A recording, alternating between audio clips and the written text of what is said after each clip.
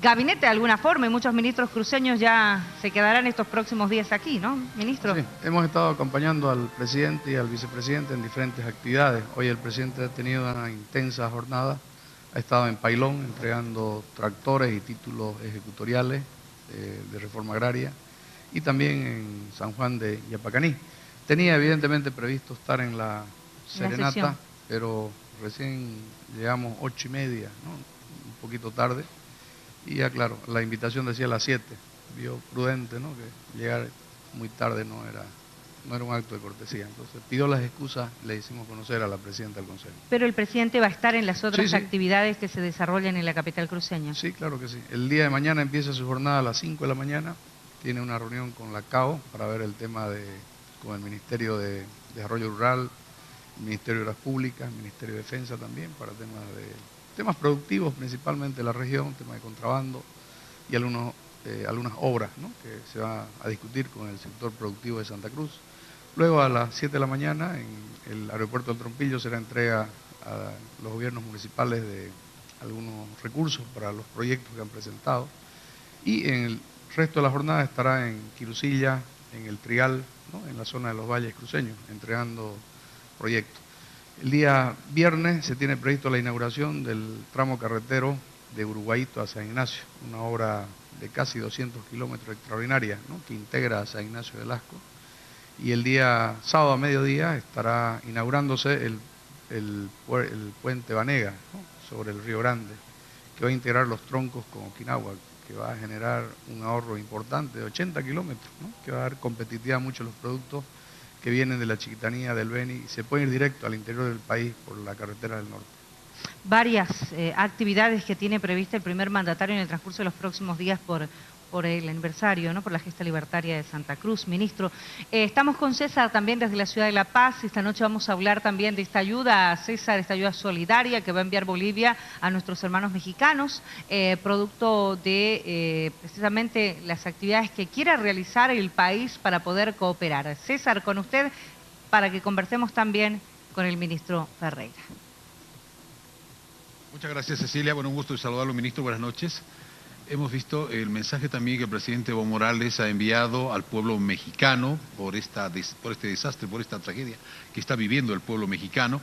Y entiendo que usted en las últimas horas también hizo el anuncio, creo que es una decisión del gabinete ministerial, y que se pueda llegar con algún tipo de ayuda solidaria para los mexicanos, ministro. Bueno, en realidad la ayuda que ya se efectivizó y fue entregada el día de hoy ha sido 10 toneladas de equipo de construcción, maquinaria, alimentos también, en un Hércules que se entregó en La Habana hoy en horas de la mañana a la cabeza del ministro de la Presidencia y del embajador de Bolivia en Cuba.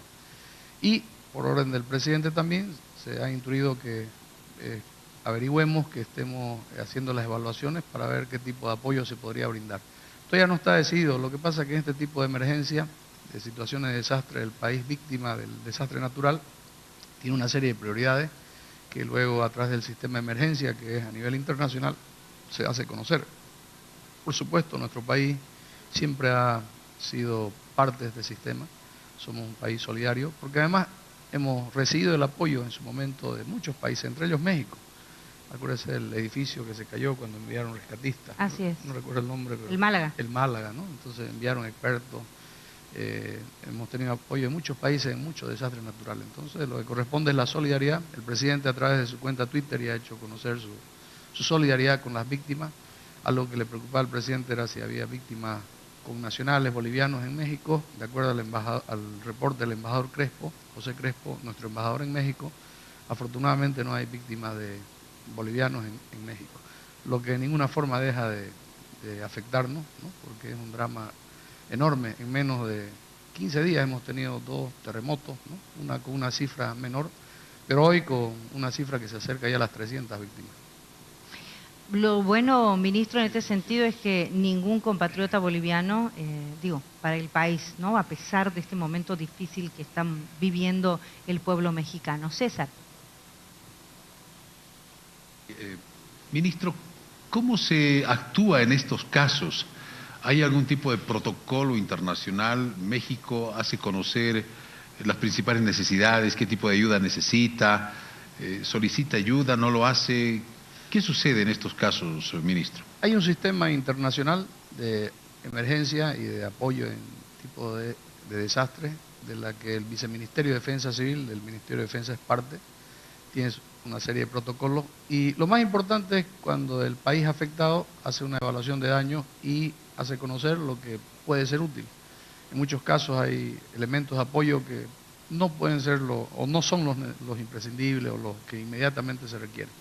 Entonces, en función de eso ya se organiza el apoyo internacional. Entiendo que en las próximas horas ya vamos a tener una evaluación inmediata. Lo que sí, por las primeras informaciones, se requerirían apoyo en equipo de rescate, porque hay por lo menos 10 edificios que todavía no han sido, si quieren, removidos, y es muy probable que hayan sobrevivientes, y lo más probable aún es que hayan víctimas, ¿no? Por lo que las cifras que se han dado hasta ahora van a ser lamentablemente superadas. En este sentido, Bolivia está en capacidad de enviar equipos de rescate, está en capacidad de aumentar esta ayuda que ya partió. Bueno, en realidad ha sido a Cuba, ¿no? A México todavía no. Tenemos un equipo que participó, tanto de la Fuerza Aérea del SAR como del Ejército, grupos especializados que estuvieron en el terremoto del Ecuador, si usted recuerda, el año pasado, que estuvieron durante una semana apoyando, ahí se dividió por áreas, ¿no? De acuerdo a los países. México tiene una extraordinaria y formidable organización de lucha y de enfrentamiento de los desastres naturales, pero siempre, ¿no? Debido a la magnitud del desastre, seguramente va a ser necesario otro tipo de apoyo. En todo caso, estamos previendo y mañana seguramente en consulta con el presidente tendremos ya la posición y la decisión, pero hoy estamos evaluando para ver cómo podemos ser más útiles en esta tragedia. ¿Esta ayuda que se envía a Cuba hace algunas horas también podría aumentar? Sí, también. Le comento algo como anécdota, cuando en realidad tenía que haber llegado nuestro avión ayer, pero era tal la cantidad de aviones, ¿no?, de otros países que está colapsada porque tienen que desembarcar, cosa que nos alegra, quiere decir que ha sido grande la solidaridad internacional, pero de ser necesario y en coordinación con la embajada tenemos toda la predisposición. Cuba ha sido y es siempre un país solidario con nuestro país.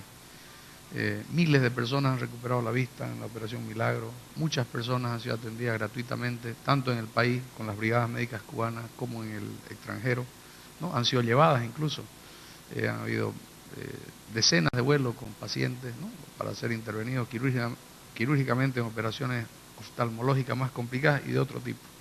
Nos ha apoyado de muchas formas, pero especialmente en el área social, en las campañas de alfabetización, al igual que lo hizo Venezuela, y en la campaña de salud. Por lo tanto, siempre nuestra gratitud será permanente con Cuba. César. Presidente del Estado, Evo Morales, o una delegación de ministros, o algún ministro va a hacer presencia en México para poder coadyuvar con algunas tareas. Bueno, eso lo sabe de esto, no está pensado, no está previsto. Estamos en ello. Yo creo que mañana el presidente va a estar aquí en Santa Cruz, se tomará la decisión, él es el que la toma.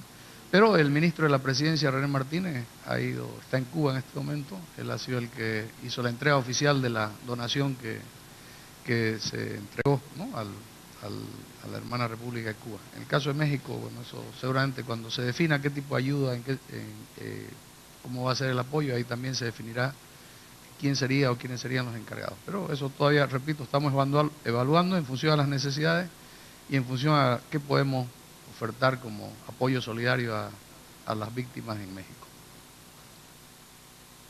Bueno, Cuba y México. Bueno, Cuba, hay que recordar que Cuba ha sido azotado por este huracán. Por Irma. Que prácticamente ha dejado mucho desastre a su paso, ¿no? Cuba se está recuperando de manera silenciosa y es precisamente el ministro de Defensa, Remy Ferreira, que se refería a esa ayuda que ha llevado el país a Cuba por efectos del huracán Irma. Y también la ayuda que se va a enviar y que se ha enviado a México, que podría redoblarse en cualquier momento.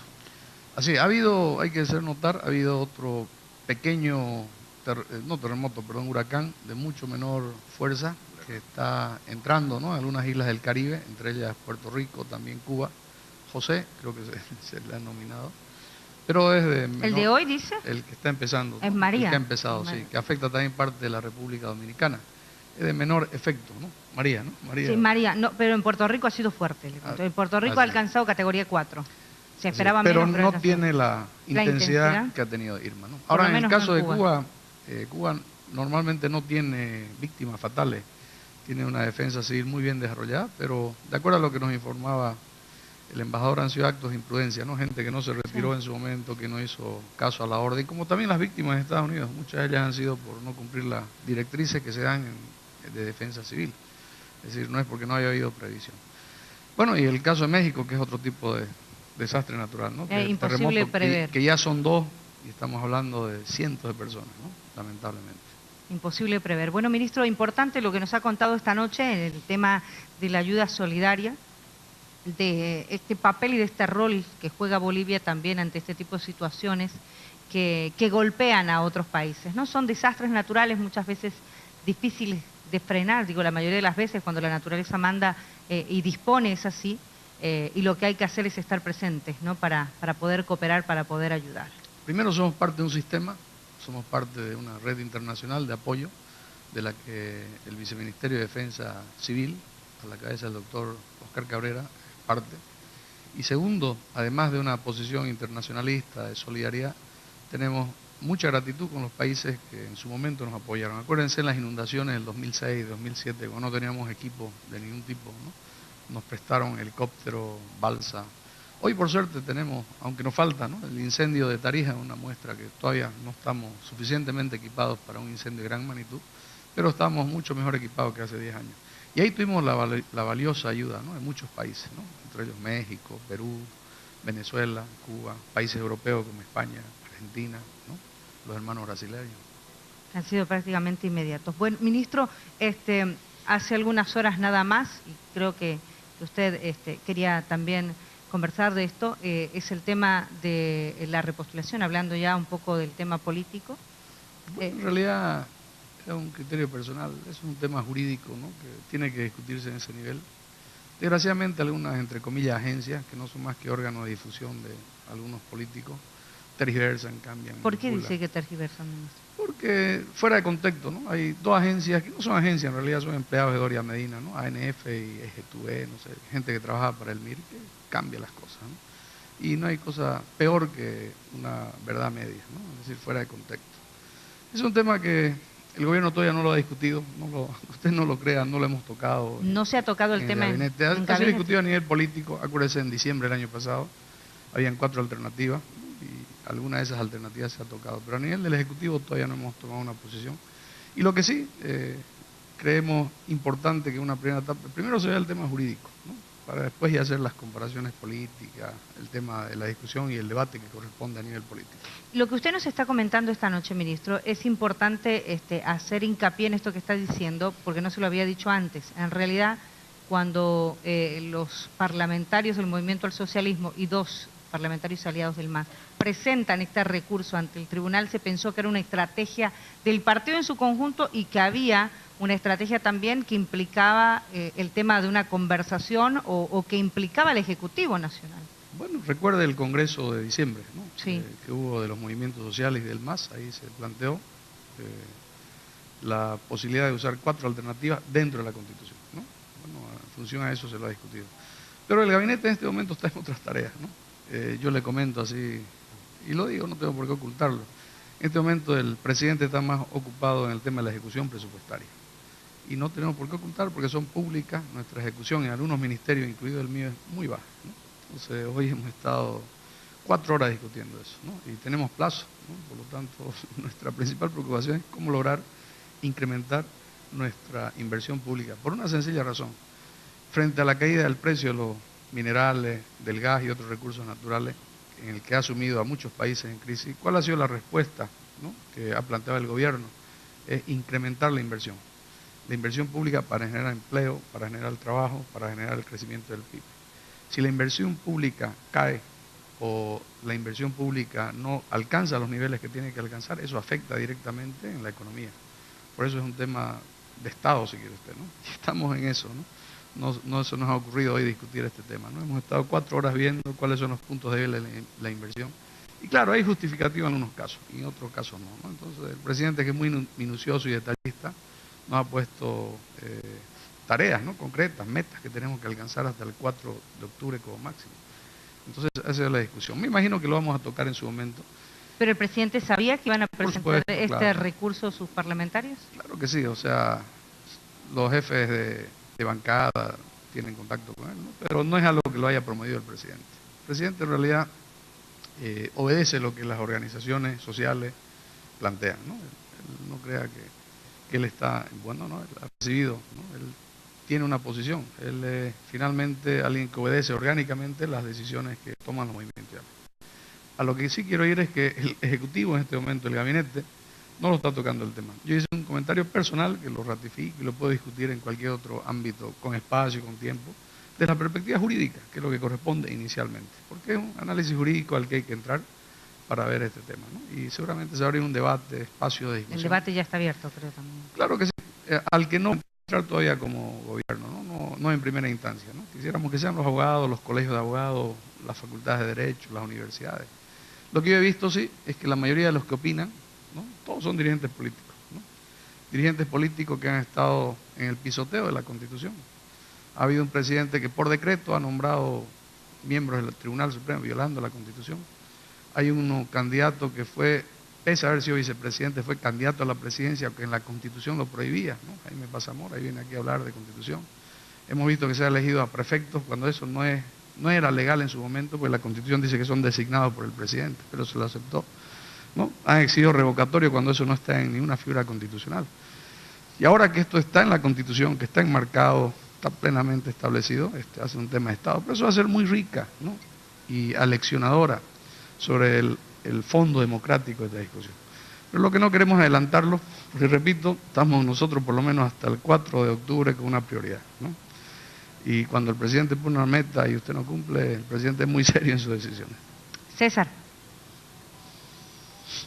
4 de octubre, una prioridad. ¿Qué es esa prioridad, ministro? ¿Perdón? ¿Qué es esa prioridad que puso el presidente? La inversión pública, porque la inversión pública implica crecimiento del PIB, implica crecimiento en el empleo, pero también no descartamos la posibilidad de un doble aguinaldo, ¿no?, en función de alcanzar montos superiores a los establecidos, ¿no?, el 4.5 para lograr el doble aguinaldo. Entonces, habiendo recursos, habiendo proyectos que no se inviertan por un tema burocrático, no tiene justificación, ¿no? Hay algunos casos que se pueden justificar, otras no, y creo que hoy el gabinete ha sido muy autocrítico, muy duro, pero necesario, porque al final no es por el gobierno, es por el país, ¿no? Si esta economía, fíjense que los precios empezaron a caer en el 2013 y el país no dejó de crecer, ¿no? Hemos crecido más que el promedio de los países de América Latina, el 2013, el 2014, el 2015, el 2016, durante 4 años, lo que prueba que no es el tema de los precios, es el tema de una buena política económica. Porque hay dos motores, una son las exportaciones, pero la otra es el motor interno en la economía. Y el motor interno en la economía se basa principalmente en la inversión pública. Y es ahí donde los ministerios y las empresas centralizadas jugamos un rol importante. Y repito, no hay que ocultarlo, ¿no? Tenemos índices menores al 40%.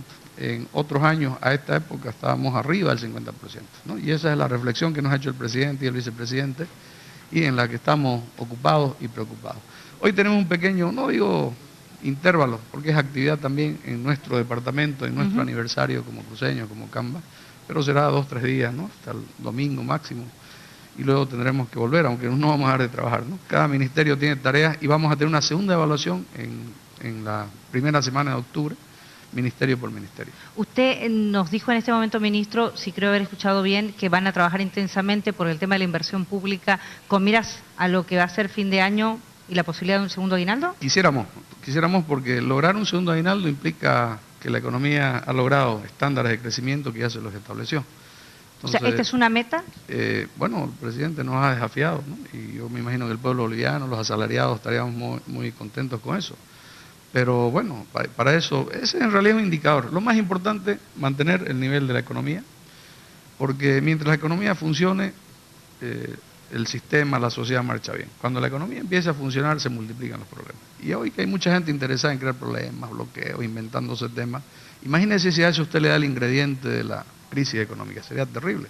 Aunque hay gente que le interesa, se soba las manos. ¿Qué más quisieran algunos que entráramos en crisis? Porque lo que les importa es llegar al poder nuevamente, hacer lo que hacían antes. no están pensando en el país. Entonces, por eso para nosotros... ¿Usted habla y es tan hace importante. referencia a los últimos conflictos que han pasado? Claro, muchos de ellos sin sentido. Ya ¿Ejemplo? Miren, la Chacachi, ¿no? Miren a lo que lo ha llevado Doria Medina a los compañeros de Chacachi, a los de la ciudad, ¿no? A un conflicto sin sentido, con la pérdida y la posibilidad de la clausura del año escolar, una enorme pérdida, no solamente a ese municipio, sino a los municipios vecinos. ¿Por qué dice Doria Medina, ministro? Porque hay muchos indicios, ¿no? Que detrás de estos conflictos ha estado gente política interesada, ¿no? En generar malestar, ¿no? En generar indisposición, pero peor, llevando al conflicto a canales inadecuados, porque ese es un tema local, municipal, en el que el gobierno no tiene nada que ver. Si hay algo contra los fiscales o los jueces, contra ellos son libres, nosotros no podemos decirles suéltenlo, métanlo, nos acusan a nosotros. Ahora, lo que ya no era tolerable, no se podía, era tener durante más de 2 semanas la carretera a Copacabana, a Guarina bloqueada, ¿no? Iba a generar un conflicto porque federaciones sindicales de Poncho Rojo ya habían tomado la decisión de movilizarse. Y eso era un enfrentamiento. Para evitar eso, como última medida, se tuvo que intervenir. César.